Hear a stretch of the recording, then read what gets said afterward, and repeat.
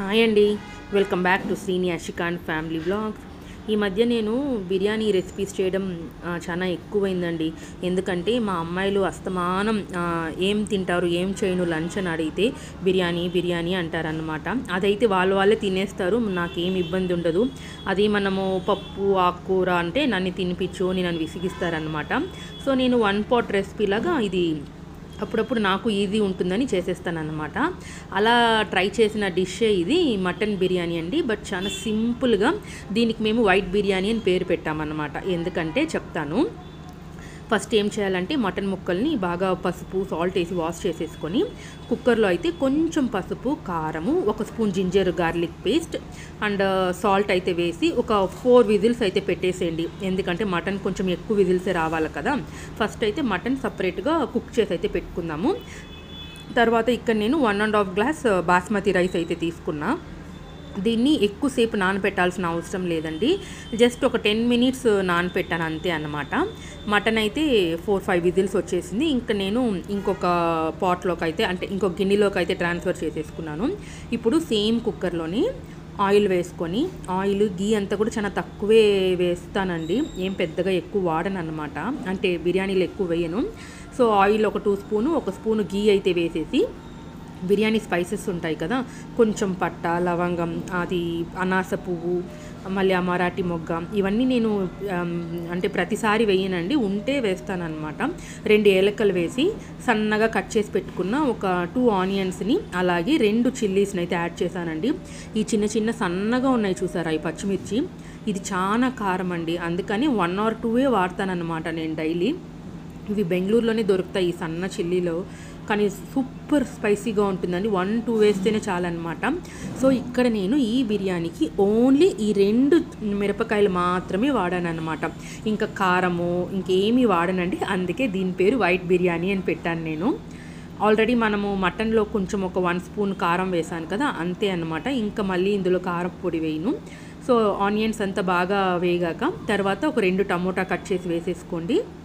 మళ్ళీ ఇందులోని కొంచెం కొత్తిమీర ఆకులు, పుదీనా ఆకులు కూడా వేసేసుకొని రాళ్ళు ఉప్పు అయితే యాడ్ చేసుకొని ఈ మసాలాని బాగా ఫుల్గా కంప్లీట్గా గుజ్జు గుజ్జు అయ్యేంత వరకు బాగా ఆయిల్లోనే సాటే చేసుకోండి. బాగా మ్యాష్ అయిపోయి సాఫ్ట్గా కుక్ అయిపోవాలన్నమాట. తర్వాత ఒక 2-3 స్పూన్స్ కర్డ్ అయితే గడ్డ పెరుగు అయితే యాడ్ చేసేసుకున్నానండి.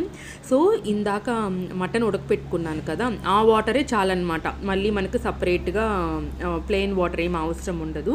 సో నేను 1.5 గ్లాస్ రైస్ తీసుకున్నాను కదా, బాస్మతి రైస్ కాబట్టి 1 కప్ ఆఫ్ రైస్కి 1.5 కప్పు వాటర్ అయితే వేస్తానండి నేను.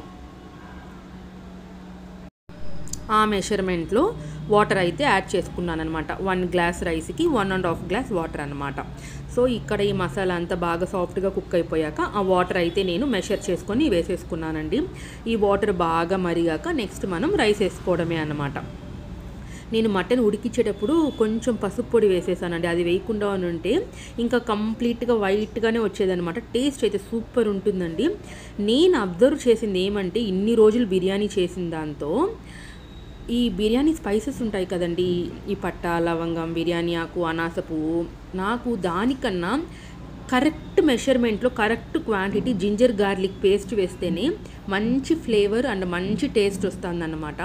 ఆ బిర్యానీ స్పైసెస్లో అంత అరోమా అయితే రావట్లేదు, బట్ జింజర్ గార్లిక్ పేస్ట్ కరెక్ట్గా క్వాంటిటీకి తగినట్టు వాడామంటే మంచి టేస్ట్ అండ్ ఫ్లేవర్ అయితే వస్తుందండి. ఇది నేను అబ్జర్వ్ చేశాను అనమాట. అలాగే ఒక హాఫ్ లెమన్ అయితే స్క్వీజ్ చేసేసుకున్నానండి. ఇంకా సోక్ చేసి పెట్టుకున్న రైస్ కూడా వేసేసి, బాస్మతి రైస్ కాబట్టి ఓన్లీ 2 విజిల్సే పెట్టానండి అంతే. ఇంకా ప్రెషర్ అంతా పోయాక చూడండి, ఓపెన్ చేసి చూసాను, సూపర్ వచ్చిందండి బిర్యానీ అయితే. ఇక్కడ వేడి మీద మీకు అలా తెలుస్తుంది కొంచెం ముద్దగా ఉందేమో అని, లేదు ఆరాక చాలా పొడి పొడిలాడుతూ టేస్ట్ కూడా సూపర్ ఉన్నిందండి. మీరు కూడా ఈ మెథడ్లో ట్రై చేయండి. చాలా సింపుల్ అండి ఈ డిష్ నాకైతే. అందుకే నేను ఉంటే ఈ బిర్యానీస్ చేస్తూ ఉంటాను అనమాట. పప్పు సాంబార్ తాలింపుల కన్నా ఇలా వెడ్నెస్డే సండే మోస్ట్లీ ఈ మధ్య నేను చికెన్ ఆర్ మటన్ బిర్యానీనే చేస్తున్నాను. మీరు కూడా ఈ మెథడ్లో ట్రై చేసి ఎలా వచ్చిందో నాకైతే మీరు కమెంట్ సెక్షన్లో అయితే చెప్పండి. ఇంటి పక్కన ఏదో వర్క్ జరుగుతుందండి, అదే బ్యాక్గ్రౌండ్ నాయిస్ అనమాట, ప్లీజ్ ఇగ్నోర్ ఇట్. ఇంకా నేనైతే మా శ్రీనికి పెట్టించేసాను బిర్యానీ అండ్ రైతా. తను కూడా చాలా బాగుందని తినేసింది. ఇలా ఇస్తే వీళ్ళే తింటారండి. అదే ప్లెయిన్ రైస్ సాంబార్ ఇస్తే నన్ను విసిగిస్తారనమాట. మీరైతే సబ్స్క్రైబ్ చేసుకోండి ప్లీజ్. Bye, take care.